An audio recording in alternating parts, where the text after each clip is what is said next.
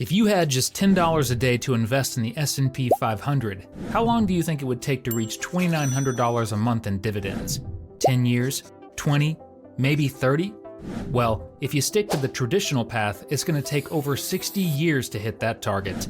That's the reality for most investors, slow and painfully long. But what if there's another way, a faster path to that same income goal without needing millions and 3 or 4 times faster? This video is all about that. I'll walk you and Josh through the numbers, why the standard S&P 500 can't get you there, the solution to that problem, the perfect portfolio built for this exact target, the specific stock picks, and in the end, I'll show you how this portfolio with only $10 daily investments gets you to $2,900 a month 3 times faster than the S&P 500. And then the $30 daily gets you there more than 4 times faster. But before we get into the how, let's first get clear on the goal and what it really takes to reach it. So here's the goal, pulling in $2,900 a month from dividends. That adds up to $34,800 a year, which for a lot of people can cover rent, food, bills, and still leave room for some freedom. So how much would you need to invest to make that happen? The math's pretty straightforward. You take your yearly income target and divide it by your portfolio's average dividend yield. For example, with a 3% yield, you'd need around $1.16 million invested to earn that $34,800. That's what you're looking at with most blue-chip dividend stocks. Stable, but requiring a big chunk of money up front. Now, if you raise that yield to 4%, the required investment drops to roughly $870,000. Increase it again to 5%, and now you're talking about needing $696,000 to hit that same annual income. In other words, just by targeting a slightly higher yield, you would need less than 2/3 of the capital required at 3%. The challenge, of course, is that most people aren't starting with $700,000 ready to invest. Even if they were, they'd want that income to grow over time to keep pace with inflation. That's where dividend growth and reinvestment, often called DRIP or Dividend Reinvestment Plan, become game changers. Say you put $100,000 into a stock priced at $10 a share. That gives you 10,000 shares right off the bat. With a 5% dividend yield, you're earning $5,000 in that first year. Instead of spending it, you reinvest those dividends and buy another 500 shares. Now you're holding 10,500 shares. Year 2, those 10,500 shares pay you a little more, about $5,250. You reinvest again, which adds another 525 shares. By the end of year 2, you've got 11,025 shares working for you. Fast forward to year 3, and your dividends are now $5,512. Reinvest that, and you pick up another 551 shares. That brings your total to 11,576 shares. See what's happening? You didn't add a single extra dollar of your own money, but your dividend checks are growing every year, and the number of shares you own keeps climbing. That's compounding at work, like a snowball that starts small, but gets bigger and faster the longer it rolls. You don't need $100,000 to make this work. You can start with as little as $10 a day. That's the price of a sandwich and coffee, but when you consistently invest it and let those dividends roll back in, the snowball starts building the same way. Now, let's see what happens when you try to reach $2,900 a month using just an S&P 500 ETF. When most people think about investing for the future, the first piece of advice they hear is just put your money into an S&P 500 index fund and leave it there. And to be fair, that advice isn't wrong. The S&P 500, whether through ETFs like VOO or SPY, has a decades-long track record of delivering solid total returns, steady growth, and broad diversification. You're essentially buying a slice of 500 of the biggest and most successful companies in America. But if your goal is to create income you can actually live on, the S&P 500 has one big problem. It doesn't pay much. Right now, the dividend yield is 2.5%, and that's me being very generous. It has a dividend growth rate of 6% and an annual share price appreciation of 11%. Let's walk through this with a $10 a day example.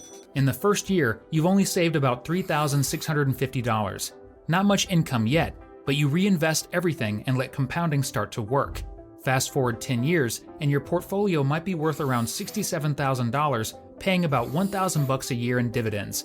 That's progress, but still nowhere near something you can live on. And here's the reality check. To reach the target of $2,900 a month, or about $35,000 a year, you'd have to keep contributing and reinvesting for more than 6 decades. To be exact, 66 years. That's a lifetime of waiting before your dividends finally catch up. The real takeaway here is the shape of that income curve. Compounding always looks exponential. It crawls along slowly at first, almost flat, and then shoots upward later. And with the S&P 500's low yield, most of that exciting growth happens way too late. By the time the dividends finally reach a livable level, decades have already passed. Now, if your only goal is to grow your net worth, that's fine. The S&P has been incredible for long-term total returns. Now, if you're investing for income, money you can actually use while you retire, it's frustrating. You want those dividends to matter sooner so they can be reinvested, snowball faster, and actually change your lifestyle in the near future, not just when you're 80 or 90. This is why simply copying the S&P 500 isn't the fastest road to financial independence through dividends. The income engine is too small in the beginning, and that slow start costs you precious years. So the alternative is to build a portfolio that starts with a higher yield, but a safe yield, combines it with strong dividend growth, and still delivers healthy capital appreciation. That way, you're not waiting 60 years to see meaningful income. Instead, you can shift the compounding curve forward so the big growth years happen in the first 2 decades, not the last 2. In just a couple of minutes, I'll show you the exact portfolio. And at the end, I'll show you how this portfolio with only $10 daily investments gets you to $2,900 a month 3 times faster than the S&P 500, and then the $30 daily gets you there more than 4 times faster. So, how do you build a portfolio that actually reaches the target faster? It all comes down to picking the right kind of stocks, and that's exactly what we're going to get into next. If the S&P 500 is too slow for building a meaningful income stream, the obvious question becomes, what kind of stocks will get us there faster without taking reckless risks? And here's the first mistake beginners usually make: chasing the highest dividend yield they can find. That looks good on the surface, but it's a trap. The goal isn't to grab the biggest number. It's to find that sweet spot where yield, growth, and stability all work together to build income you can actually count on. For me, that means starting with a yield that's noticeable but not suspicious. Somewhere in the 3 to 5% range is usually the sweet spot. If you see double-digit yields, that's often a red flag that something's wrong with the company, and those dividends may not even last. Then you want growth. I don't want a company that pays the same check forever. The best dividend stocks are the ones that raise their payouts year after year, ideally for a decade or more. That growth not only beats inflation, but when you reinvest it, the compounding snowball gets even bigger. Then there's the payout ratio, the percentage of earnings a company distributes as dividends. If a company is paying out 90% or more, there's little room for error if profits fall. A payout ratio under 70% is generally a sign that the dividend is sustainable and has room to grow. And of course, the company's overall health matters. Strong balance sheets, steady cash flow, and a profitable business model mean they can keep paying you even when times get tough. Finally, diversification is your safety net. No matter how strong a stock looks on paper, there's always risk. By spreading your investments across different sectors, like technology, healthcare, real estate, and consumer goods, you protect your income from being too dependent on one industry's fortunes. When you put all these factors together, you get a portfolio designed to grow both in size and in income while keeping risk under control. And now that we know what to look for, let me show you the exact stocks I've built into my dividend growth portfolio and why they fit these rules so well. The first cornerstone is the Schwab US Dividend Equity ETF with a ticker symbol SCHD. With a yield of 3.81%, a 10-year dividend growth rate of 10.77%, and annual share price appreciation of 7.62%, SCHD offers a diversified foundation of high-quality dividend-paying companies. It's reliable, well-balanced, and an ideal starting point for income-focused investors. Then we add AbbVie, ticker ABBV. This healthcare giant has a 3.31% yield and has been raising its dividend at an impressive 12.66% a year. On top of that, the stock's grown by 11.19% annually. Healthcare is defensive. People need it no matter what, so AbbVie gives the portfolio both stability and steady income. On the real estate side, I like CubeSmart, ticker CUBE. It focuses on self-storage, and yes, storage units may not sound exciting, but they pay. Cube's yield is 5.36%. Its dividend has been growing 13% a year, and even the stock price has ticked up 3.91% annually. This is the income booster in the mix.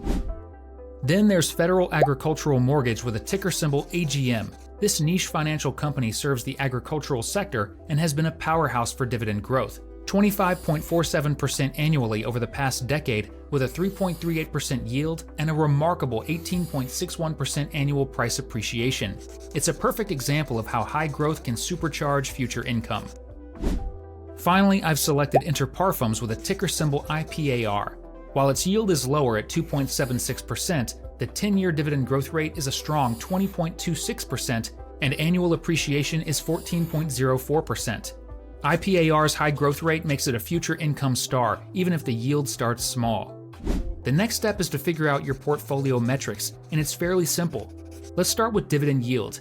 Think of it like averaging test scores. You just take the yield from each stock, SCHD at 3.81%, AbbVie at 3.31%, Cube at 5.36%, AGM at 3.38%, and IPAR at 2.76%. Add them all up, and you get 18.62. Then divide that by 5, the number of stocks in the portfolio. The answer is 3.72%. That's your portfolio's average dividend yield. And you can use that same simple math for other things too, like dividend growth and share price appreciation. Add up each stock's percentage, divide by the number of stocks, and you've got your portfolio's average growth rate. For this portfolio, here's what it looks like. An average dividend yield of 3.72%, dividend growth of 16.43%, and share price appreciation of 11.07% a year. That combination gives you a strong foundation of income today, rapid growth for tomorrow, and solid long-term wealth building all at once. Now let's look at exactly how this portfolio's value grows over time and how quickly it can take you and Josh to that $2,900 per month target. With this portfolio, after 1 year, you'd have invested about $3,650. Stick with the $10 a day strategy, and by year 5, your annual dividends would be roughly $1,000, with your portfolio sitting at $25,000. By year 10, the pace picks up. Dividends rise to about $4,000 a year, and the portfolio grows to around $79,000, enough to cover a month's rent or a few major bills. Then comes the tipping point. By year 15, dividends jump to about $13,000, and the portfolio passes $207,000. Finally, by year 19, you hit the goal, around $35,000 a year in dividends, just over $2,900 per month, with a portfolio worth about $447,000. When you put this dividend-focused portfolio side by side with the S&P 500, the difference in speed is hard to ignore.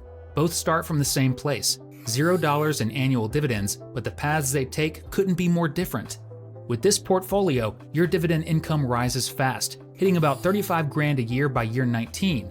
That's the $2,900 a month target in less than 2 decades.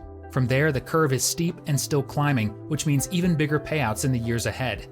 Now compare that to the S&P 500. Same starting point, but the income crawl is painfully slow. Even with all that compounding, it doesn't reach the same $35,000 a year until year 66.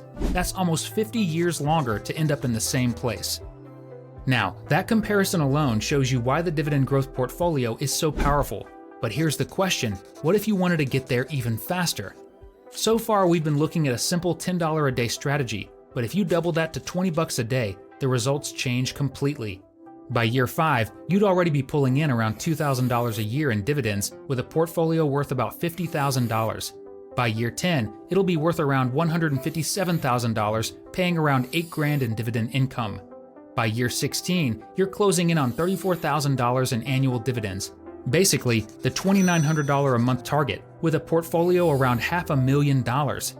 And if you push to $30 a day, the snowball would reach the target somewhere around 14.5 or 15 years. Around that mark, the portfolio would be valued around $620,000, paying roughly $40,000 a year. So here's how it boils down. With $30 a day, you hit the goal at year 15. With $20 a day, it takes just 1 year longer, year 16. With $10 a day, you still get there, but it's at year 19. So the more you put in daily, the faster the snowball builds. But the amazing part is, even with just $10 a day, you're still there in under 2 decades. Now, look at the other end of the line. If you were only investing in the S&P 500, you wouldn't hit that same $35,000 in annual dividend income until year 66. That's almost an entire lifetime later than the custom dividend portfolio. Want to know how to turn a one-time $500 investment into a portfolio that pays over $5,000 in monthly dividend income? Click the video on screen to find out.